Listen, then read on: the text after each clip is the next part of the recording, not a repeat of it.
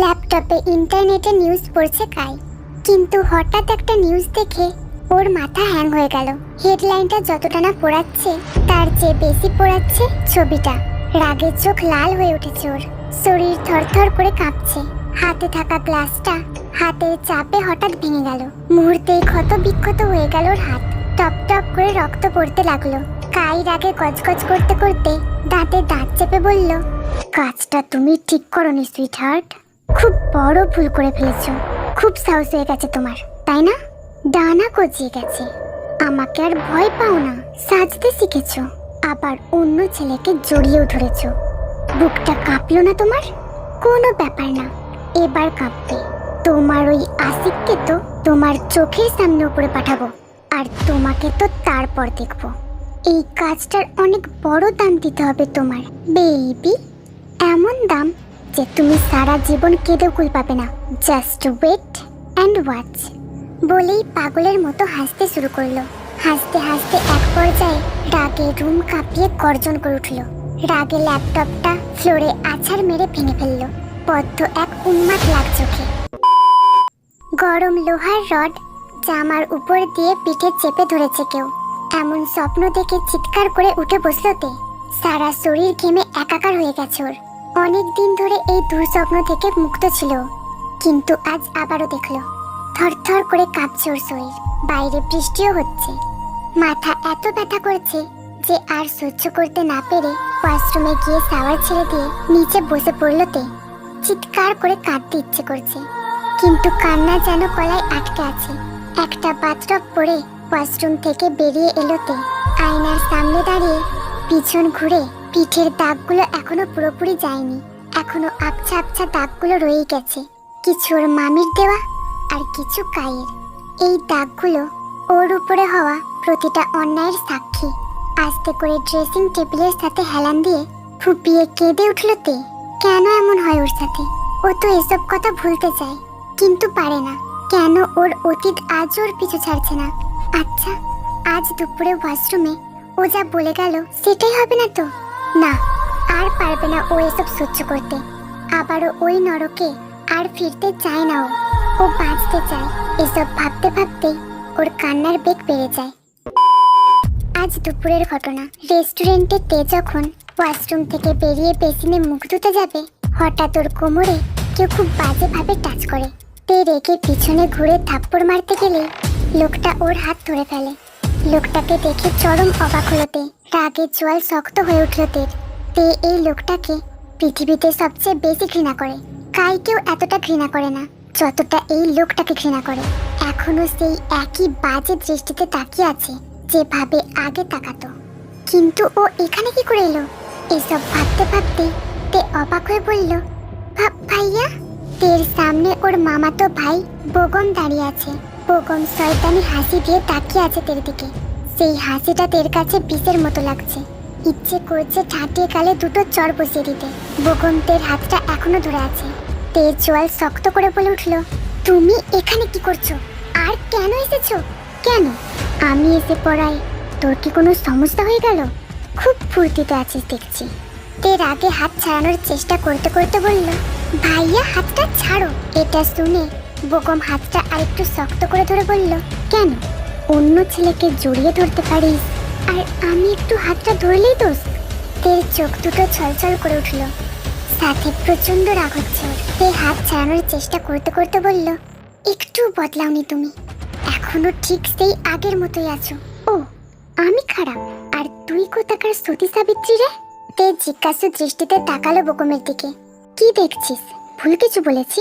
কদিনেই এত বড় একটা রকস্টারকে পটিয়ে নিলি, আর এদিকে মন্ত্রীর ছেলে তো তোর জন্য পাগল। ওর সাথে তো রাতও কাটিয়েছিস। তাহলে আমি কি দোষ করলাম? হ্যাঁ, ওদের মতো অত টাকা না থাকলেও কম তো কিছু নেই, আর দেখতেও ওদের থেকে খুব একটা খারাপ না। তাহলে তের প্রচন্ড ঘৃণা হচ্ছে এই সামনে দাঁড়িয়ে থাকা লোকটার প্রতি। একটা মানুষের চিন্তাধারা ঠিক কতটা নিচু হতে পারে। ছি! তে বোগমের দিকে তাকিয়ে বলে ওঠে, এই ধরনের নোংরা চিন্তাধারা একমাত্র তোমাদের মতো মানুষেরই আছে। বোগম আরো জোরে চেপে ধরল তের হাত। ও, তো তুই বলতে চাইছিস কাই তোর সাথে কিছুই করেনি? এতটাই বোকা ভাবিস আমাকে? এক থেকে হাতে ব্যথা পাচ্ছে। তার উপর বোকমের এসব কথা শুনে তে নিজেকে সামলাতে না পেরে কেঁদে দিয়ে বলে ওঠে, তুমি নিজে যেমন সবাইকে ঠিক সেই রকমই মনে করো, তাই না? ও, তার মানে কাই কি খুব ভালো? ধোয়া তুলসী পাতা? না, উনি খারাপ, খুব খারাপ একজন মানুষ। কিন্তু এই দিক দিয়ে তোমার চেয়ে 1000 গুণ ভালো। এই 2 বছরে উনি চাইলে আমার সাথে যা খুশি তাই করতে পারতেন। বাধা দেওয়ার মতো ক্ষমতা না ছিল আমার, না ছিল অন্য কারোর। কিন্তু উনি এমনটা করেননি। কোনোদিন ওই নজরে আমাকে দেখেননি পর্যন্ত। যতবার আমাকে ছুঁয়েছেন শুধু মারার জন্য ছুঁয়েছেন। কিন্তু তুমি, ছি, বাহ, খুব বুলি ফুটেছে দেখছি। মনের সব ভয় চলে গেছে নাকি? তের মনে হচ্ছে ওর হাতটা এবার ভেঙেই যাবে, এত জোরে চেপে ধরেছে বোকম। তোমাকে আমি ভয় পাই না, না আগে পেতাম আর না ভবিষ্যতে পাবো। আমি শুধু তোমাকে ঘৃণা করি, ঘৃণা। এবার কাই তের হাতটা পিছনে ঘুরিয়ে মুড়িয়ে দিয়ে বলে, তাই নাকি? তবে কি কাইকেও ভয় পাস না? এই কথাটা শুনে তের বুকের ভিতরটা ধক করে উঠলো। ওর নাম শুনেই তোর সব তেজ শেষ? কেন এভাবে আমার পিছনে পড়ে আছো তোমরা? তোমাদের তো আমার বাবার সব প্রপার্টি চাই, আমি তো দিয়ে দিয়েছি সব। ও সবের দাবি নিয়ে তো যাইনি আমি, আর আমি কথা দিচ্ছি কোনোদিনও যাব না। তবু প্লিজ চলে যাও এখান থেকে, একটু শান্তি দাও আমায়। বোকম শব্দ করে হেসে ওঠে তের কথায়। আমি যদি তোর খোঁজ কাইকে দিই তাহলে তার বিনিময়ে আমি কি পাবো জানিস? একটা মোটা অঙ্কের ক্যাশ। তে অবাক হয়ে তাকিয়ে বলল, তুমি সত্যি একটা অমানুষ। সেটা তুই আজকে বুঝলি? শোন, কাই তোকে ঠিক পেয়ে যাবে, আর তাও খুব তাড়াতাড়ি। তাই নিজের ভালো চাইলে যেটা বলছি সেটা কর। চল এখান থেকে। না না, আমি যাব না। ওকে ফাইন, আমিও দেখছি তুই কদিন এখানে লুকিয়ে থাকিস। ইচ্ছে তো করছে এখনো তুলে নিয়ে যাই, কিন্তু এটা পাবলিক প্লেস, তাই সেটা করতে পারছি না। তবে তোকে তো আমি দেখে নেব। এটা বলে তের হাতটা ছেড়ে দিয়ে ওখান থেকে চলে গেল বোকম। আর তে ওখানেই বসে কাঁদতে লাগলো। এরপর ইউনুর গাড়িতে ওখান থেকে বাড়ি চলে আসে তে। ফোনের আওয়াজে নিজের কল্পনা থেকে বেরিয়ে এলো তে। কান্না থামিয়ে ফোনের স্ক্রিনে তাকিয়ে দেখলো জিমিনের ফোন। নিজেকে স্বাভাবিক করে ফোনটা রিসিভ করে কিছু বলবে তার আগেই জিমিন বলে উঠলো, তে আজকে নিউজ পেপার পড়েছিস? না রে, সারাদিন তো তোদের সাথেই ছিলাম, বার্থডের ঝামেলাতে পড়া হয়নি। কেন? পেপারে তোর আর জেকের ছবি বেরিয়েছে। তে যেন আকাশ থেকে পড়লো, চমকে উঠে বলে উঠলো, হোয়াট? হ্যাঁ রে, আমিও তো জানতাম না। সারাদিন তোর বার্থডে নিয়ে বিজি ছিলাম, তাই জানতে পারিনি। তুই দেখ। আচ্ছা, রাখছি। ফোনটা রেখে তে তাড়াতাড়ি করে ল্যাপটপ অন করলো। তারপর নিউজটা দেখে চমকে উঠলো তে। ল্যাপটপটা অফ করে 2 হাতে মাথা চেপে ধরলো। কিছুক্ষণ চুপ করে থেকে শব্দ করে কেঁদে উঠলো। কাঁদতে কাঁদতে বলল, এবার ওর ঠিক পেয়ে যাবে আমাকে। না, আমি যাব না, কোথাও যাব না। আমি যেতে চাই না ওখানে, প্লিজ। আচ্ছা, ওখানে তো জাংকুকের ছবিও আছে। কাই জাংকুকের কোনো ক্ষতি করবে না তো? আমার জন্য জাংকুক বিপদে পড়বে না তো? এসব ভেবে ফুপে কেঁদে উঠলো তে। ওর মাথায় শুধু একটা চিন্তাই চলছে, কি করবে ও? কোথায় যাবে? কার কাছে যাবে? কে বাঁচাবে ওকে? এসব ভাবতে ভাবতে আবারও ফোনটা বেজে উঠলো তে। ফোনের স্ক্রিনে তাকিয়ে দেখলো জাংকুক ফোন করেছে। চোখ মুছে কয়েকবার শ্বাস নিয়ে নিজেকে স্বাভাবিক করে কলটা রিসিভ করলো তে।